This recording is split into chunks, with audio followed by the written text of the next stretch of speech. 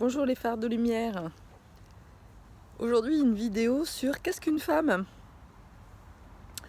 C'est une vaste question, c'est une question que je me pose depuis certainement, je crois toute ma vie à peu près. Je dis souvent que je suis née garçon, alors ça fait surprendre tout le monde. Oui, je suis née garçon parce que mon prénom est un prénom de garçon, Carole, comme Caroline, comme Charlotte, qui vient de Karl et qui est un prénom très yang. Et d'ailleurs, c'est quelque chose que j'ai entendu toute ma vie, toute mon enfance. Tu es trop yang, trop dur, trop... toujours trop. Et si le fait d'être trop puissante, c'était justement mon unicité, ma différence qui fait la différence. Ça a été le chemin de ma vie. J'ai commencé à être donc un petit garçon, on va dire, rebelle, qui s'opposait, qui faisait jamais comme on attendait de lui, ou d'elle évidemment, parce que j'étais quand même une fille, hein, mais voilà, qui grimpait dans les arbres, très en contact avec la nature. Et puis ensuite, comme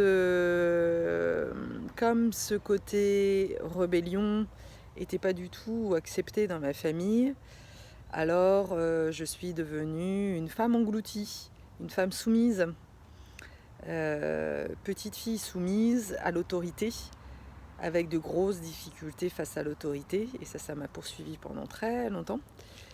Et puis, je crois que, en fait, tout le travail que j'ai eu à faire pendant toutes ces années, surtout depuis mon divorce, c'est ça qui a été, je pense, le déclencheur, ça a été non pas d'arrêter le yang comme je peux l'entendre, sur certaines vidéos, certaines confrères qui parlent de la femme puissante en disant que c'est la femme qui a abandonné son yang. Waouh! Mais non, surtout pas. On a besoin de notre yang. Notre yang, c'est notre guerrier intérieur. C'est celui qui nous permet de relever tous nos défis. C'est celui qui nous donne l'aplomb justement face à l'autorité et qui nous permet d'être vraiment reliés à la terre. Et la notion de phare, justement, c'est cette notion de connexion, de lien entre la terre, l'eau d'ailleurs, et le ciel, le feu, l'air. C'est ça pour moi, être une femme. Et je le présente aussi comme une danse entre le yang et le yin. Et quand on regarde dans l'Ayurveda, on retrouve cette notion de trinité avec les gunas et le sattva qui est justement ce mariage entre le yin et le yang, la terre, le ciel, ce qui est à la fois doux, accueillant et ce qui est calme et ce qui est mouvement. Et non, on n'est pas que calme et zen. C'est archi faux de croire ça. Enfin, en tous les cas, moi je me reconnais pas du tout là-dedans. J'ai pas du tout envie d'être juste dans mon yin. Pour moi, ça a un côté chiant en fait. J'ai pas du tout envie de ça. Et j'aime vibrer, j'aime sentir ces hauts et ces bas. Alors, c'est pas toujours confortable, hein. Y a des événements dans la vie qui brassent, mais c'est ça qui me fait évoluer. Et c'est justement parce que je travaille sur mon yang et que j'accueille le yang. Alors oui, c'est vrai, le yang, il a ce travers d'être parfois trop brute de pomme, quoi. C'est un peu le Rocky, l'archétype du Rocky qui fonce et qui est d'ailleurs très égotique.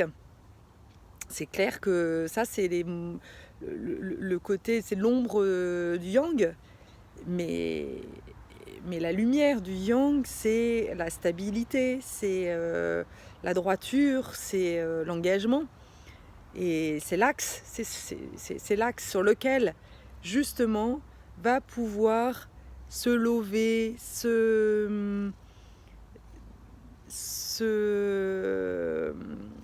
ouais, pour moi, c'est le serpent qui entoure justement l'axe, comme le signe de la médecine, hein, le caducée. La femme, en fait, ne peut être dans sa fluidité, dans sa spontanéité, que si elle a un axe. Donc c'est bien pour moi la danse entre le yin et le yang qui fait que je trouve mon féminin waouh, waouh, waouh, waouh, waouh, waouh, magique. Trois oies qui passent. Ça c'est voilà, ça c'est magique. Ça c'est la magie du féminin allié au masculin. C'est s'ouvrir aux synchronicités et à la beauté de ce qui est là. Mais je ne peux être que enfin, je ne peux être dans cette ouverture de cœur, dans cette réceptivité en fait de la beauté de ce qu'il y a autour de moi, que si je suis en sécurité. Et la sécurité, c'est bien le yang qui me l'apporte. Donc voilà, j'avais vraiment envie de faire cette vidéo pour donner ma vision de ce féminin sacré, féminin puissant, féminin connecté. Voilà, pour moi c'est ça, et c'est l'image vraiment du phare qui illumine, mais illumine parce qu'il est connecté à l'intérieur et que voilà, il est bien enraciné dans la terre, dans le sol, et que il est stable. C'est pour ça que on le voit et on est attiré parce que on sait qu'il tient debout dans les tourmentes de la tempête. Et je crois que c'est vraiment pour moi le